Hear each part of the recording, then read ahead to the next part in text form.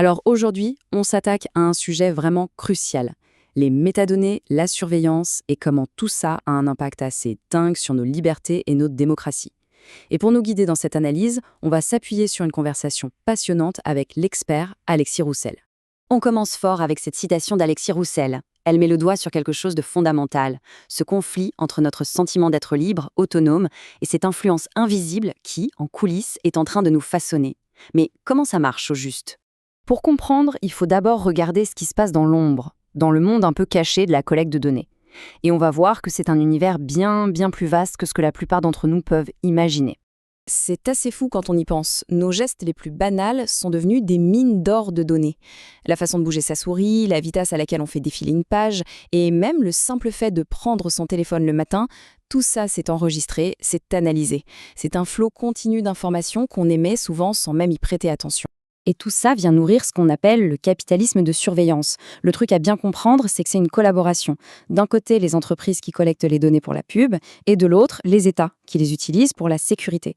Et ces données, elles circulent, elles sont traitées, revendues, ce qui a créé un marché gigantesque dont le but ultime est de prédire et, surtout, d'influencer nos comportements. Bon, le décor est planté. Maintenant, parlons de la conséquence la plus grave de tout ce système. La menace qui pèse directement sur notre libre arbitre. Et quand on touche au libre arbitre, on touche aux fondations même de la démocratie. Cette question, elle est là pour nous faire réfléchir à une analogie très parlante. On est tous d'accord qu'une intimidation physique, c'est inacceptable.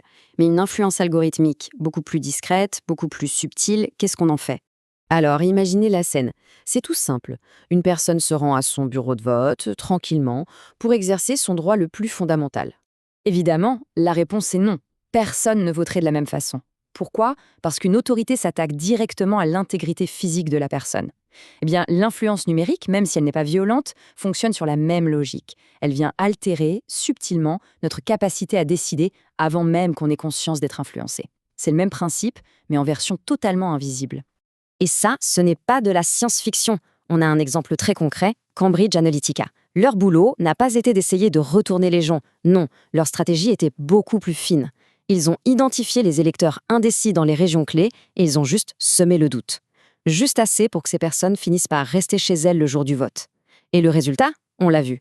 Un impact bien réel sur des élections majeures comme le Brexit ou la première élection de Trump. Et là, on monte encore d'un cran. Parce que toute cette infrastructure de surveillance, construite au nom du confort ou de la sécurité, en réalité, c'est une boîte à outils toute prête pour un régime autoritaire. Et voilà l'avertissement principal. Les outils qu'on accepte aujourd'hui, un peu par facilité, pourraient devenir les chaînes de demain. L'infrastructure est déjà là, il suffit d'un changement de pouvoir pour qu'elle soit détournée de son but premier. Regardons quelques exemples. En Russie, la reconnaissance faciale est utilisée pour identifier les manifestants et les arrêter avant même qu'ils n'arrivent sur place. Aux États-Unis, des systèmes de police prédictive basés sur des données déjà biaisées ont mené à des arrestations en masse dans certaines communautés. La technologie, qu'on nous vend comme une solution, peut très vite devenir un outil de répression hyper efficace. Bon, le tableau est un peu sombre, c'est vrai, mais tout n'est pas perdu, loin de là. On va maintenant parler d'une histoire de résistance et d'une idée vraiment puissante pour reprendre le contrôle. Et cette idée, c'est un nouveau concept, l'intégrité numérique. C'est très simple, au fond.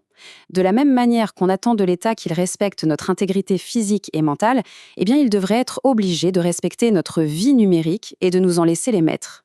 Et le plus incroyable, c'est que quand on a posé la question directement aux citoyens de Genève, la réponse a été écrasante. 94%. 94% ont voté pour que ce droit soit inscrit noir sur blanc dans leur constitution. Ça prouve bien une chose, quand on explique les enjeux simplement, les gens comprennent parfaitement et s'emparent du sujet. Et attention, ce n'est pas juste un symbole. Très concrètement, après ce vote, des associations de parents d'élèves se sont appuyées sur ce nouveau droit pour exiger des changements. Et ils les ont obtenus. Le passage à des logiciels libres dans les écoles, l'abandon des plateformes qui vivent de la surveillance, on voit bien que ça enclenche un changement bien réel. Alors, comment on fait? Comment, concrètement, on peut construire un monde numérique qui protège cette fameuse intégrité? Ça va passer par deux choses, des outils technologiques précis et un vrai changement de mentalité. Là, il faut bien comprendre une distinction qui est absolument cruciale. Le chiffrement, comme sur Signal, ça cache le contenu du message, ce qu'on dit. Mais ça ne cache pas qui parle à qui. Et c'est cette information-là, la métadonnée, qui est la vraie mine d'or pour les algorithmes. La vraie protection a donc besoin d'une deuxième couche, l'anonymisation, et c'est exactement là qu'interviennent des technologies comme les mixnets. L'idée, c'est de noyer notre communication dans un immense flot de bruit, de fausses données. Résultat, un observateur extérieur est totalement incapable de savoir qui parle à qui. On s'attaque comme ça au cœur du problème, la collecte des métadonnées. Mais la technologie ne fera pas tout. Il faut aussi un changement culturel profond. Alexis Roussel avance une idée qui peut paraître radicale. Il faudrait éduquer les enfants avec l'idée de base que tout ce qu'on trouve en ligne est, par défaut, potentiellement faux. Ça veut dire passer d'une confiance un peu naïve à une culture de la vérification permanente. C'est un changement de paradigme, c'est sûr, mais c'est peut-être devenu indispensable. Au final, voilà la question qui se pose à nous tous. L'ère numérique, elle est là, c'est un fait. La question c'est, est-ce qu'on va en être les architectes ou juste les somnambules?